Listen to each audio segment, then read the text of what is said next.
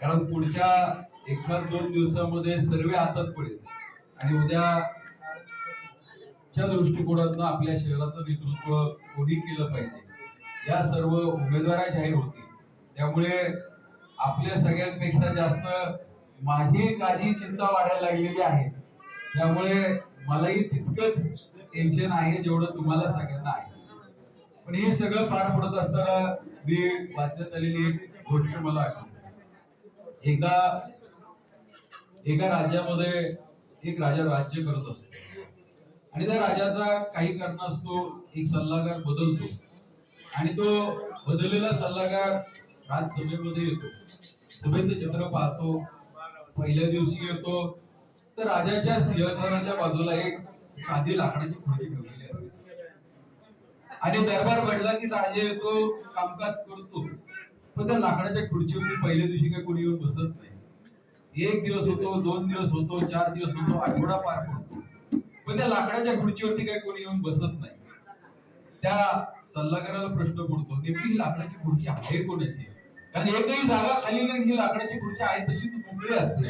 एकदा डेअरिंग करतो आणि राजाला विचारतो की महाराज मला सांगा, ही खुर्ची कायम अशी रिकामी असते पण इथे ह्याच जागेवर असते, नेमकी ही खुर्ची ठेवली कशासाठी आहे? त्यावेळेस त्या राजाने सांगितलं की मी जरी सिंहासनावरती बसलो असलो तरी ही खुर्ची माझ्या राज्यातील सर्वसामान्य जनतेची आठवण, त्यांना येणाऱ्या अडचणी, त्यांच्या समस्या जाणीव करून देण्यासाठी माझ्यासाठी ही बाजूला ठेवली. माझ्या सर्वसामान्य जनतेची ही खुर्ची आहे. आजच्या परिस्थितीमध्ये श्रीगोंदा शहराला जर खऱ्या अर्थाने आपल्याला दिशा द्यायची असेल आणि ज्या पद्धतीने भारतीय जनता पार्टीची वाटचाल चालू आहे, आजचा आपण बिहारचा निकाल पाहिला. भारतीय जनता पार्टीच्या प्रत्येक कार्यकर्त्यामध्ये, प्रत्येक नेत्यामध्ये ऊर्जा संचारलेली आहे. म्हणजे बिहारमध्ये इतकं घवघवीत यश येईल असं कोणाला वाटलं नव्हतं आणि ते यश पाहिल्यानंतर जेवढं ग्रुप आपल्या कार्यकर्त्यांचं वाढलाय तेवढीच धास्ती समोरच्या अनेक नेते मंडळींच्या मनामध्ये झालेली आहे.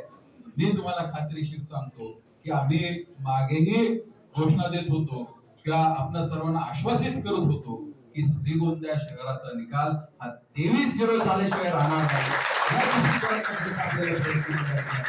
आणि हा करण्यासाठी आज पप्पू असतील, त्यांच्या पिनू असतील, त्यांच्या सुविध पत्नी अश्विनीताई असतील, या संपूर्ण काळे कुटुंब, त्यांचे सर्व सहकारी आणि प्रदीपजी आवटी आहेत यांनी भारतीय जनता पार्टीवरती जो विश्वास आज ठेवलेला आहे हा नक्कीच एक म्हणजे थेंबे थेंबे तळे साचे जसं आपण म्हणतो तसं तळ तर आता भरायला लागलेलंच आहे.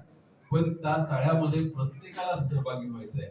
कारण ज्या दिशेने वाटचाल श्रीगोंदा शहराची, श्रीगोंद्याच्या जनतेची सुरू आहे, जनतेचा जो आवाज आहे, आमचा प्रयत्न एकच असणार, हे सर्वे हा 100% बरोबर आहे चुकीचा आहे याच्यापेक्षा आमचा हा प्रयत्न असेल जनमानसांचा काय आवाज आहे.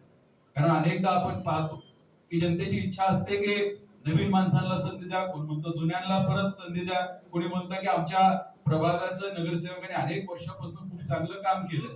काही जण म्हणतात काम होतंय की नाही माहित नाही, पण आमचा नगरसेवक आमच्यासाठी काय बाकीच्या अंतरावर असतो, त्याला परत संधी द्या. काही जणांचं मत असतं की आम्हाला नवीन चेहऱ्यांना काम करण्याची संधी द्या. ही सगळी भावना जाणून घेण्याची प्रक्रिया या श्रीगोंदा शहरामध्ये काही दिवसापासून चालू आहे. उद्याचं श्रीगोंद्याचं नेतृत्व हे नेत्यांनी लादलेलं नसावं, हे जनतेने निवडलेलं असावं, जनतेच्या मनातलं असावं. या दृष्टिकोनातून सांगतो की तुम्ही फक्त, मी मागे या सभागृहातही बोललोय, आपल्या प्रत्येक प्रचारात बोलतो की एक संधी मला द्या आणि त्या संधीचं सोनं केल्याशिवाय राहणार नाही.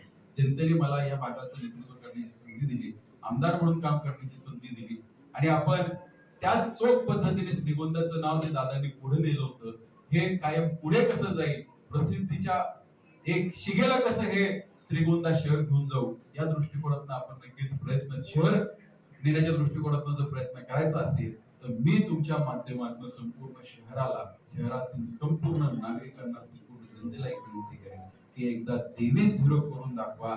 मी तुम्हाला खात्री देतो की या श्रीगोंदा शहराला मागे वळून बघायची गरज पडणार नाही. कारण एक हाती सत्ता असेल, हे बघा निवडणुका कायम येत असतात, 5 वर्षानंतर परत बदल करायची संधी असते. आपण अनेकदा पाहिलेलं आहे. म्हणजे मागच्या वेळेस तुम्ही त्यावेळेस आपण सगळ्यांनी निवडणुकीला सामोरे गेलो, आपल्याला बहुमत मिळालं, पण दुर्दैवाने आपला त्या ठिकाणी अध्यक्ष येऊ शकला नव्हता. आपण म्हणत होतो की गड आला पण सिंह गेला. या अवस्थेमध्ये श्रीगोंदा शहराची काय अवस्था झाली आहे हे मी सांगायची गरज नाही. ज्या प्रगती पथावरती श्रीगोंदा चालू आहे, ज्या पद्धतीने श्रीगोंद्यातले प्रत्येक नागरिक, प्रत्येक व्यावसायिक, प्रत्येक डेव्हलपर हा श्रीगोंद्याचा विकास करण्याचा प्रयत्न करतोय. प्रत्येकाचं योगदान विकासामध्ये आहे, कारण विकास एकडा दुकट्याच्या हातून होत नसतो. त्याच्यामध्ये प्रत्येकाचं योगदान महत्वाचं असतं. आज श्रीगोंद्यात प्रत्येक जण योगदान देण्याचा प्रयत्न करतोय.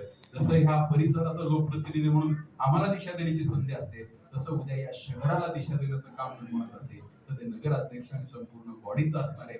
ती बॉडी आणि नगराध्यक्ष जर एका विचाराचा राहिला तर मी खात्रीशीर सांगतो श्रीगोंदा शहराला नक्कीच विकासाच्या दिशेवरती गेल्याशिवाय श्रीगोंदा शहर राहणार नाही. आणि हे करण्यासाठी युवकांची ताकद अतिशय महत्वाची आहे. आपण सर्वांनी ज्या पद्धतीने, ज्या ताकदीने आज या ठिकाणी प्रवेश केला आहे, म्हणजे अनेकदा आम्ही अश्विनीताईंचं नाव चर्चेत ऐकलं होतं. आज या ठिकाणी आपल्या दोघांनाही, म्हणजे दोघांना एकत्र पाहण्याचा, योगाला एकत्र आपण जो प्रवेश केला हा नक्कीच या शहराच्या दृष्टिकोनातून प्रेरणादायी असेल. कारण जुने कायम श्रीगोंदा चर्चा अशा व्हायची, शनी चौकात काही जरी चर्चा झाली तर ती संपूर्ण शहराची चर्चा तालुक्यात जाते. आता शनी चौकातला हा प्रवेश आहे, नक्कीच या प्रवेशाची चर्चा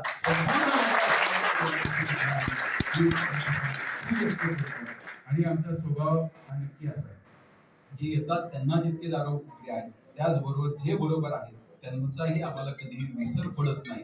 कारण अनेकदा काय होतं की ज्यावेळेस तुम्ही बघा, आपण पंढरपूरला जातो, गर्दी खूप झाली ना की कळसाचं दर्शन घेऊन माणसं परत येतात.